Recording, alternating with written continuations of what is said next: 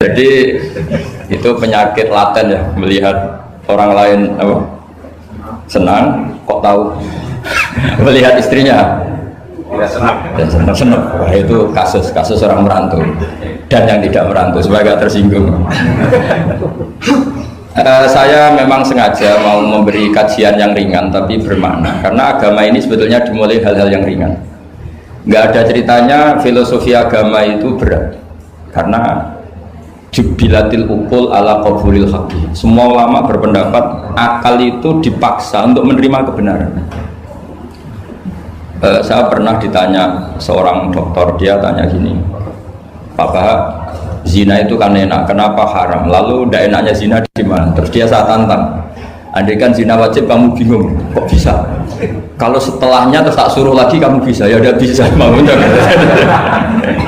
akhirnya dia mikir iya ya, kalau wajib malah bingung, harus mengumpulkan uang untuk murder, dan kalau dia senang seseorang tidak harus kesampaian ya kan. Kalau kamu senang seseorang kan tidak mesti dia senang kamu,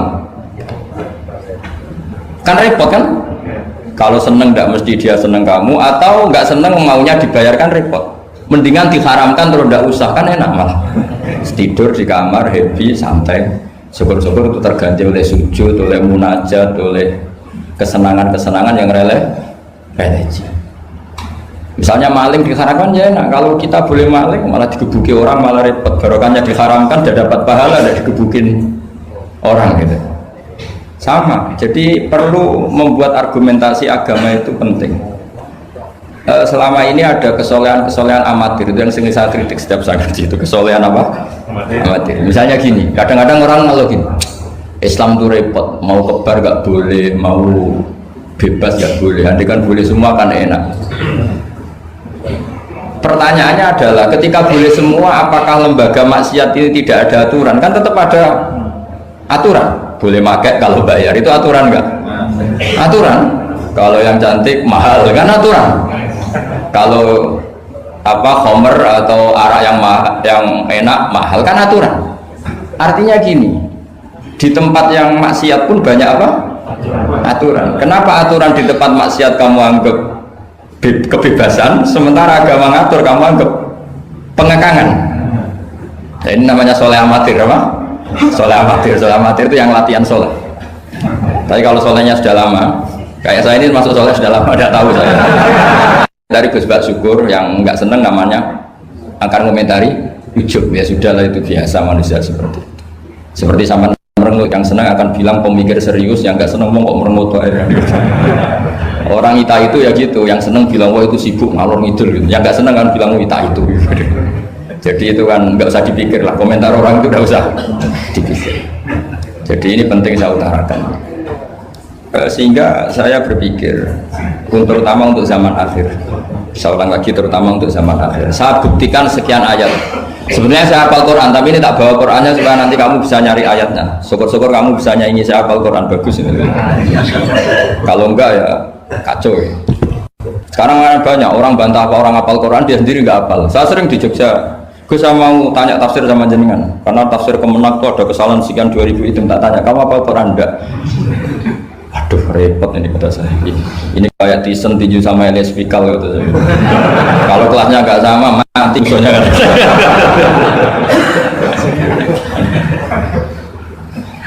Karena bukan karena ini keangkuhan, tapi proporsional apa? Proporsional. Saya cerita yang ringan-ringan saja, sebagaimana sanad saya dari guru-guru saya ila Rasulullah Shallallahu Alaihi Wasallam.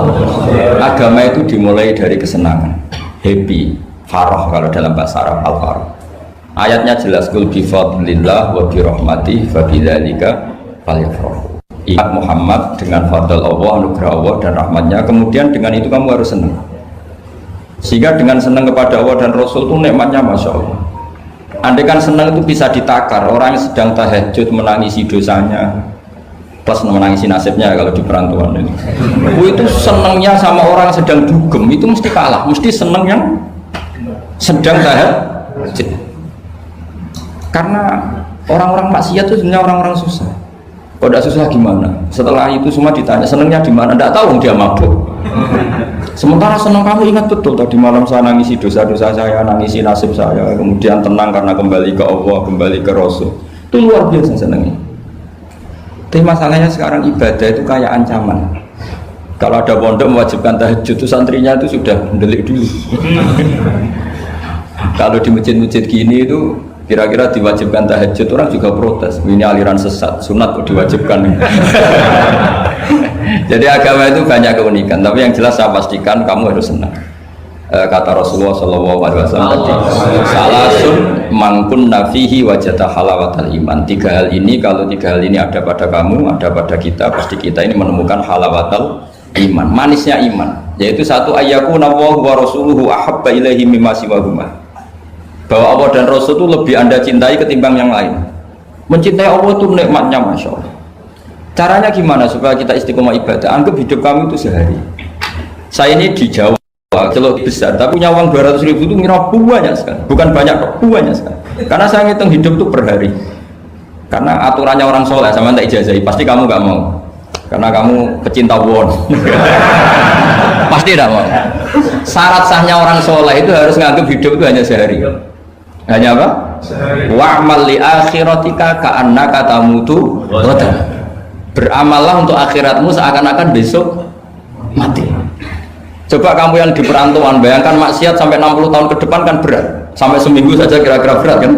Tapi kalau bayangkan, saya tidak akan maksiat semalam ini karena besok saya mati, sukses. Besok berpikir gitu lagi, saya tidak akan maksiat kan hanya sehari.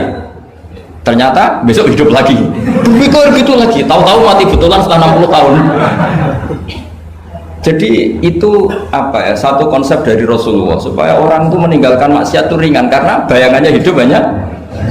Coba yang ahli maksiat itu diberitahu besok kamu mati, kira-kira malamnya maksiat enggak? Kamu maksiat itu karena bayangkan hidup masih lama.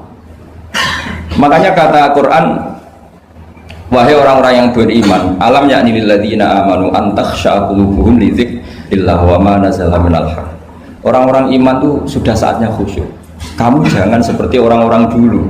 Orang-orang dulu fatola alaihimul amatu faqasat qulubuhum. Orang itu menjadi wangkot, menjadi keras hatinya karena merasa hidupnya itu panjang. Ini penting, ini konsep-konsep yang ada di hadis sahih. Jadi tidak perlu kamu soal ini sahih apa enggak, tak pastikan sahih. Saya ini baca hadis lama sekali. Jadi yang nyoal harus imbang. Kalau enggak kayak Tyson dengan Elias Pikal. Supaya clear, supaya jelas. Saya sering ketemu para pemikir di Jogja dan berkali-kali saya bilang harusnya diskusi itu imbang. Ini bukan karena keangkuhan tapi karena proper.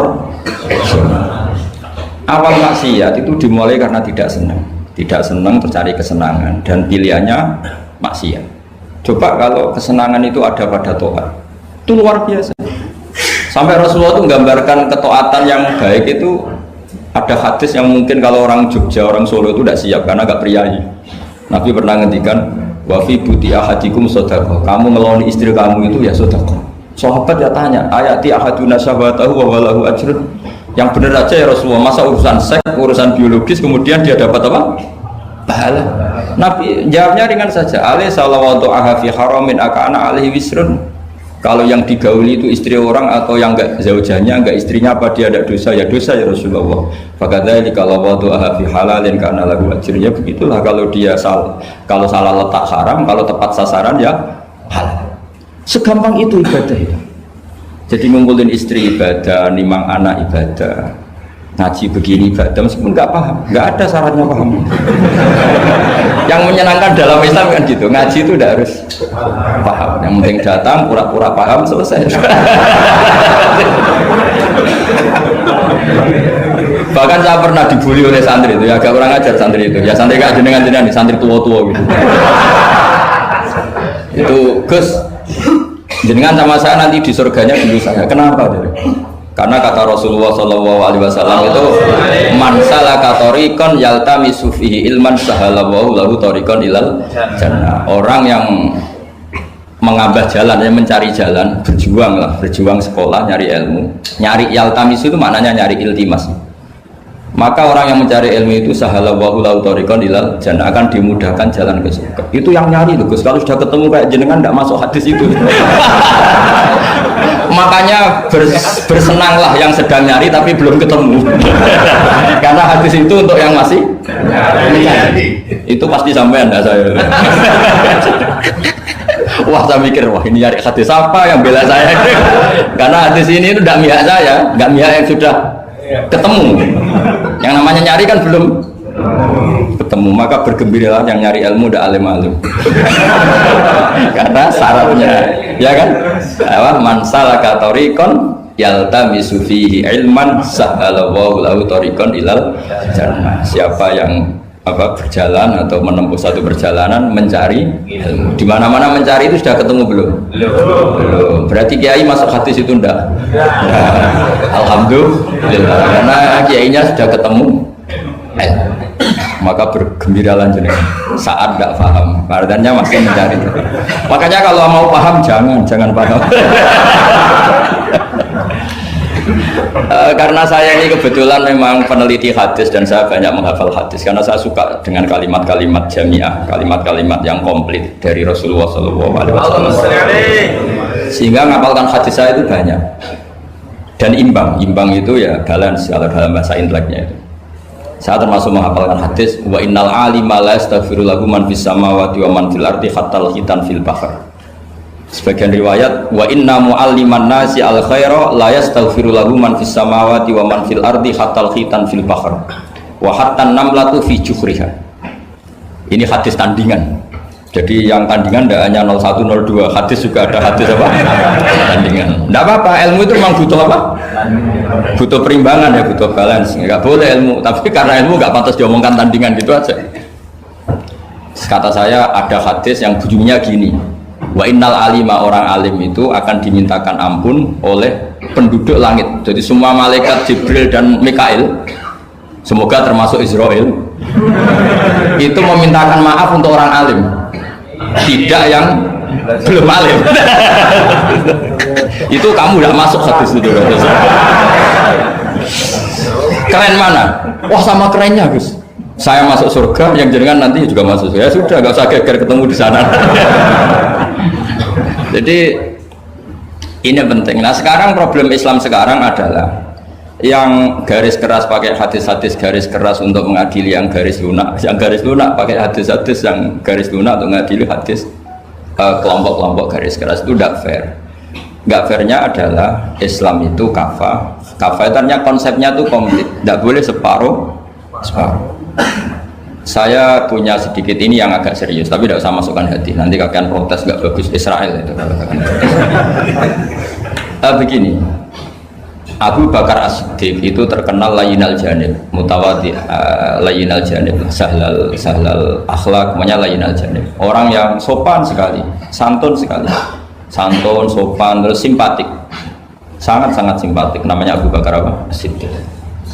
Tapi ketika beliau sudah iman, beliau iman itu kalau nggak salah ya kira-kira Saniyasnen atau ya Salisa Robiah atau berapa lah.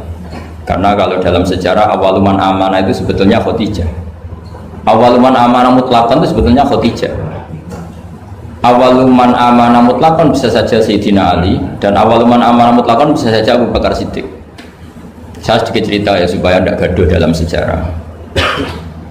Ketika Rasulullah umur 25 itu, ketika beliau umur 20 itu Khadijah itu karena punya paman penginjil namanya Waraqah bin Naufal, itu sudah tahu kalau Nabi akhir zaman ya Muhammad itu, sehingga dia memerintahkan hulamnya namanya Maisarah. Maisarah itu nama cowok, nama lelaki. Ini perlu dicatat. Nanti kalau kamu tahu Maisarah menemani Nabi dalam perjalanan, terus kamu tiruah cari Maisarah ya. Maisarah itu nama lelaki ya. Lihat ya, Maisarah itu nama lelaki. Orang Arab memang lucu, biasa nama lelaki pakai tak muannas kalau dalam ini Mas Rois ini bahasa gontornya itu. Kalau bahasa Arab biasa Maisarah lelaki, Tolha lelaki, Hamzah lelaki. Jadi biasa kalau dalam bahasa Jawa kan enggak, soleh dan solihah, muslimin dan muslimat, pokoknya kalau data itu muannas. Cuma bahasa itu agak harus, tapi tahunya baru gitu sudah bagus loh, bisa naik kelas. Akhirnya Maisarah itu disuruh Khadijah khusus untuk meneliti Muhammad. Dulu masih jangkar karena belum Rasulullah. Setelah diteliti di perjalanan ke Syam, mengikuti dagang, semua keajaiban dan alamat nubuwah itu ada semua, termasuk tuzillul ghamamah tuti'us sahaib. Setiap perjalanan yang terik itu matahari pas apa? Ghamamah itu apa?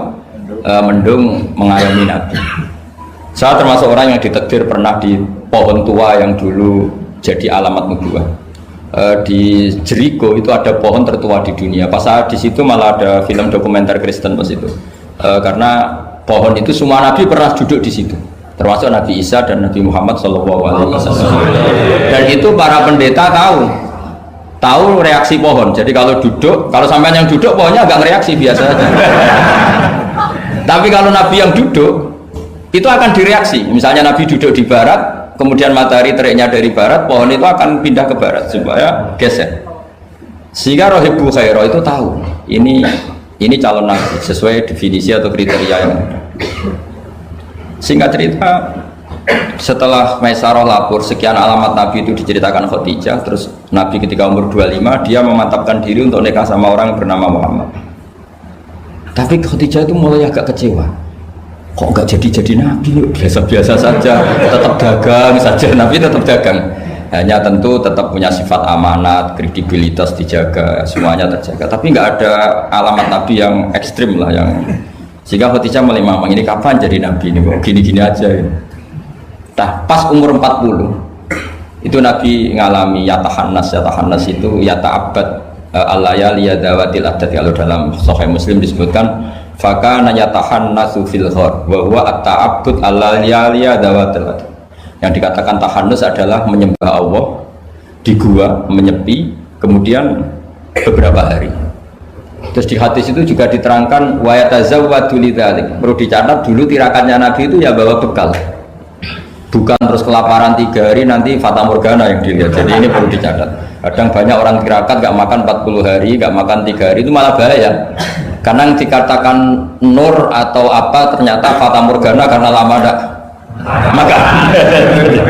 Jadi perlu dicatat di hadis itu jelas ada kalimat wa yatazawwadu lidzalik. Ya Nabi ya normal bawa bekal. Jadi tidak lapar-lapar amal. Tapi tidak satu nampan kayak makan di atas tadi ndak ya. Kalau itu makannya orang kelaparan itu. Ya tapi bagus lah, saking hormatnya sama kiai makannya banyak. Apa ngetes kiainya? Kalau banyak ada kiai ini. Tidak tahu. Motifnya apa? Tidak tahu. Motifnya tidak tahu. Tapi husnudzon wajib. Panitia tenang saja. Kiai itu wajib husnudzon. Harus baca ini ya Muhammad. Nabi begitu fatwa. Sehingga ini penting sekali karena jarang orang mengungkapkan ini. Kenapa jarang mengungkapkan? Kemungkinan satu tidak tahu. Dua, karena kadang kiai itu ya manusia, Ustadz juga manusia. Kadang-kadang dengan tanda kutip itu ya pecundang. Dia ngomong yang dicintai pasar, itu yang saya sesalkan betul. Tidak ngomong yang dibutuhkan dalam khazanah Islam. Itu saya kecewa betul. Dan semoga mereka itu tobat. Enggak boleh seperti itu. Coba kita ini Islam mulai kecil, punya kiai mulai kecil. Kadang-kadang tidak pinter-pinter. Karena ayatnya itu terus sama. Kubu sebelah misalnya dalil ayat ini, yang ini terus gitu aja. Kalau orang sunat diceritain Nabi Ibrahim sunat 80 tahun itu pakai palu, pakai apa itu kodum itu apa langganan ya.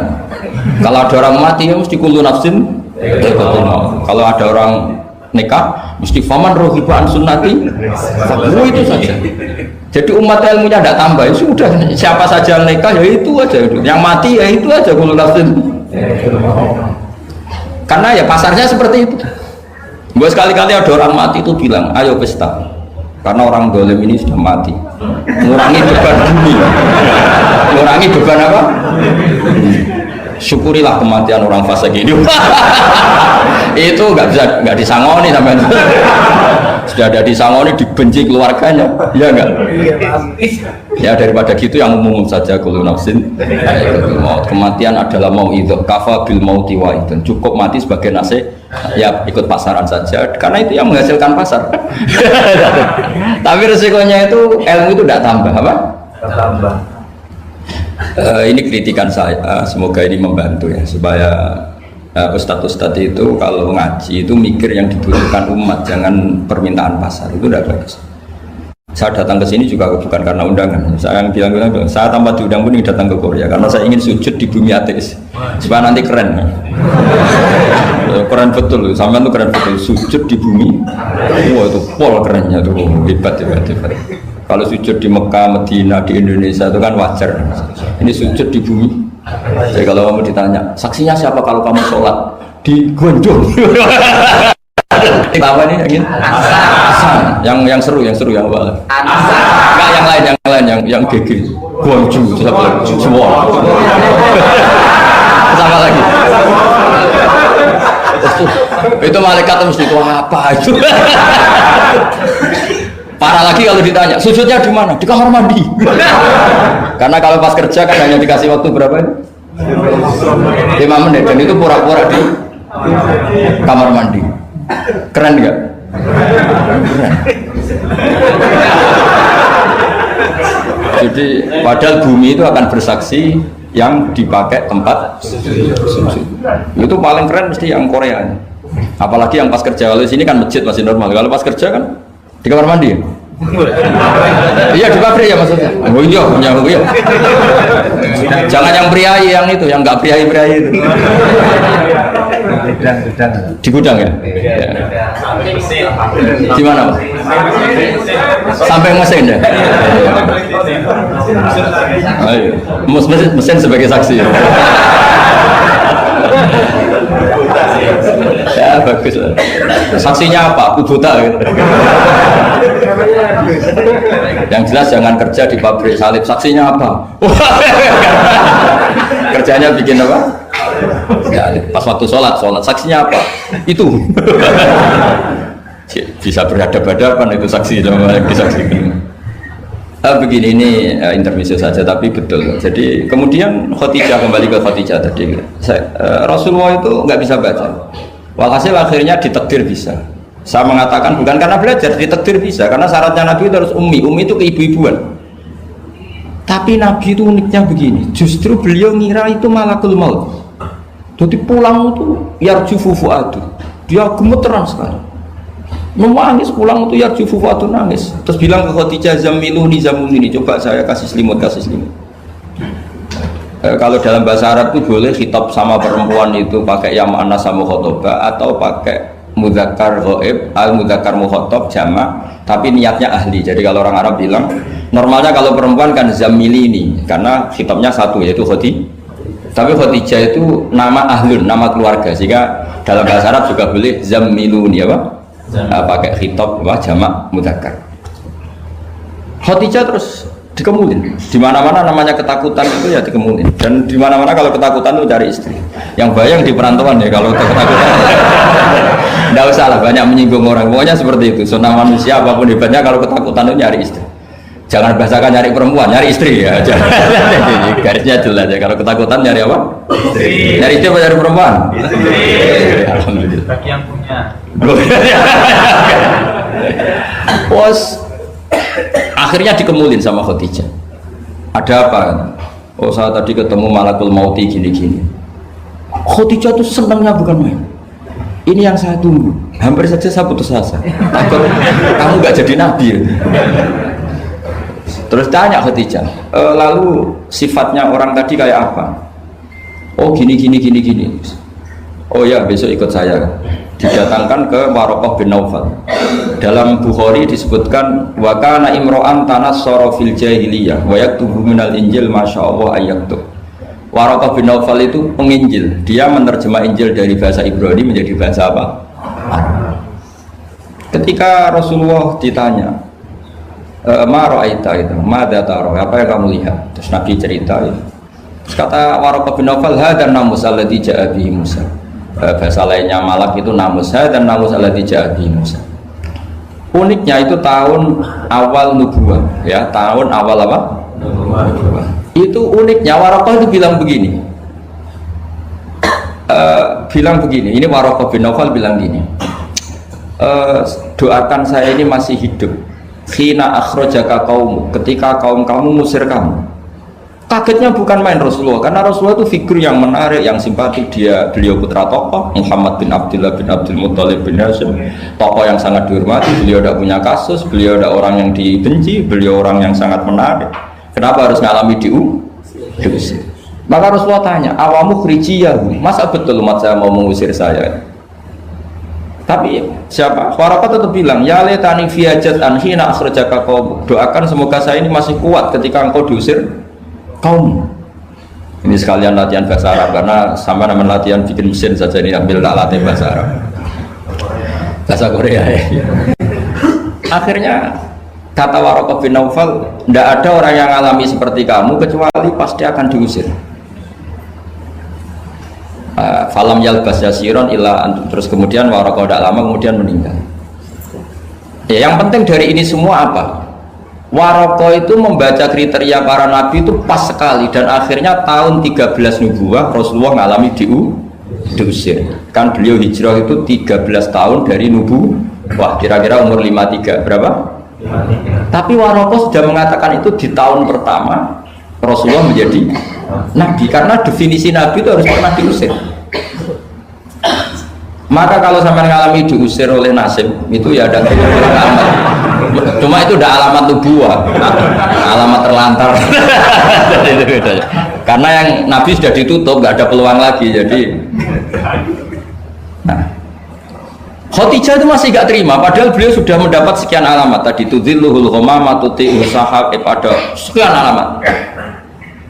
Tesnya sudah lulus semua. Rasulullah tadi Maisarah menyaksikan apa, dinaungi oleh apa, mendung tadi, macam-macam. Khadijah itu masih dengan tanda kutip masih agak-agak beli, masih cari definisi yang ini agak absurd lah. Terus kata Khadijah gini, ya Muhammad, ya Rasulullah, kalau kamu kedatangan teman kamu itu, kalau bilang sohibuka, nanti cerita ke saya. Ya kata Nabi. Nabi itu lugu, nggak ngerti kalau itu dites. Ya katanya. Suatu saat Jibril datang ke Rasulullah. Ini malak, ini Jibril, ini teman saya datang. Ya Nabi kadang istilahkan Jibril itu temannya. Ini teman saya datang. Oh ya. Terus Khadijah dekat Rasulullah, pas Rasulullah agak-agak dipangku manja. Fakasyafat an auratiha, sebagian auratnya Khadijah itu dibuka. Sama tidak usah bayangkan kelihatan apanya itu. Makanya tadi agak-agak. Ya kira-kira pupunya saja lah yang lebih mudah. Tidak lebih dari itu, jangan macam-macam. Akhirnya terus ditanya, Khadijah tanya, temanmu masih? Enggak, lari. Akhirnya Khadijah ditutup lagi. Khadijah nggak tahu ada Jibril, nggak tahu. Ditutup lagi. Sekarang temanmu di mana? Oh sekarang datang lagi. Oh Nabi diambungi sempurna. Ini yang saya tunggu-tunggu, Kang. Itu malaikat betul, bukan setan. Karena kalau setan tahu aurat kamu tahu. Artinya apa? Dalailun nubuwah itu dikaji sedemikian rupa oleh Khadijah karena beliau ponakan dari penginjil, yaitu Waraqah bin. Tentu zaman itu Injil masih orisinil, bukan kayak yang sekarang Lukas Matius. Tentu jadi Injil di sini bukan konotasi yang muharraf, yang apa? Enggak orisinil ya, tentu yang masih apa? Orisinil. Jadi semuanya mengarah ke pembenaran terhadap kenabian Rasulullah Muhammad SAW. Jadi Khadijah tambah mantap. Jadi Nabi dites itu ada tahu ya lugu saja, temanmu masih lari. Terus setelah ditutup lagi, temanmu ada. Oh iya ya sekarang ada lagi. Wah ya Nabi betul. Absyir ya Muhammad, kamu harus senang, itu malaikat betul. Kalau setan tidak seperti itu. Oh, kalau ada orang senangnya bukan main. Nah, melihat awal, saya ulang lagi ya, melihat awal dialek kenabian itu hanya dengan Khadijah karena dia keluarga terdekat beliau. Maka sebetulnya awaluman amanah mutlakon itu sebetulnya itu hampir semua ulama bilang itu Khadijah, bukan Abu Bakar. Tapi melihat peran Abu Bakar yang begitu sentral dalam mengawal Islam, orang bilang Abu Bakar. Melihat Sayyidina Ali teman kecilnya Rasulullah, orang bilang Ali. Sehingga berjanji itu, kitab berjanji itu, maulid itu kan sebenarnya kitab sejarah normal biasa, kitab akademik sebetulnya, bukan kitab mantra, kitab akademik. Beliau kalau ngendikan tuh awaluman amana minar rijal Abu Bakar, wa minan nisa Khadijah, wa minas sibyan Ali, wa minal mawali Zaid. Supaya semua kelompok terwakili, semua kelompok. Karena kalau yang pro Abu Bakar dibilang awal amanah Khadijah itu merengut. Yang bener aja kayaknya Abu Bakar. Yang pro Khadijah kalau dibilang Abu Bakar juga merengut. Yang pro Ali juga demikian. Akhirnya di tengah-tengah awaluman amana minar rijali Abu Bakrin, wa minan nisa Khadijah, wa minas sibyan Ali, wa minal mawali Zaid bin Harisah. Pertama orang iman dari golongan lelaki tua, rijal lelaki tua, lelaki berumur itu Abu Bakar. Dari perempuan Khadijah, dari anak kecil Ali, dari mawali Buddha dimerdekakan. Jadi itu sudah cara bahasa Arab itu takbir itu redaksi yang agak-agak ngeles. Jadi seperti ginilah, pendiri masjid As-Siratal Mustaqim itu siapa? Yang pertama punya ide tentu sebenarnya yang pertama, tapi kan ide tok belum terrealisasi. Nah, nanti yang pertama terrealisasi pondasi juga pertama, tapi yang benar-benar mulai dipakai Jumatan itu juga pertama lagi lah. Supaya agak sensitif kita ini harus minta pertama semua, mau tidak mau kan kita harus ngomong awaluman bana hadal masjid si'ah, tapi dulu belum ada ya bana ide. Wa awaluman misalnya pembalataan batu pertama waktu al-hijarah awalan ini, wa awaluman sing jadi imam ya ummu hadal masjid fil jum'ah ini lah yang sampean wa awaluman ngerameni ibu masjid. Sudah gak apa-apa, yang penting awaluman apa masuk kategori awal. Nah ini penting saya terangkan. Kembali ke Abu Bakar. Abu Bakar itu layyinal janib, orang yang sopan, dan itu bagus, tentu sopan itu bagus, layyinal janib bagus.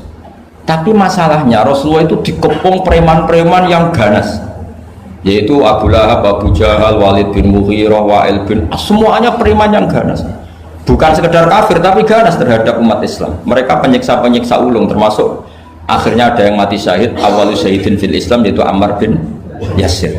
Tapi yang bapaknya bukan Ammarnya, siapa? Yasirnya, sama istrinya namanya Sumayyah.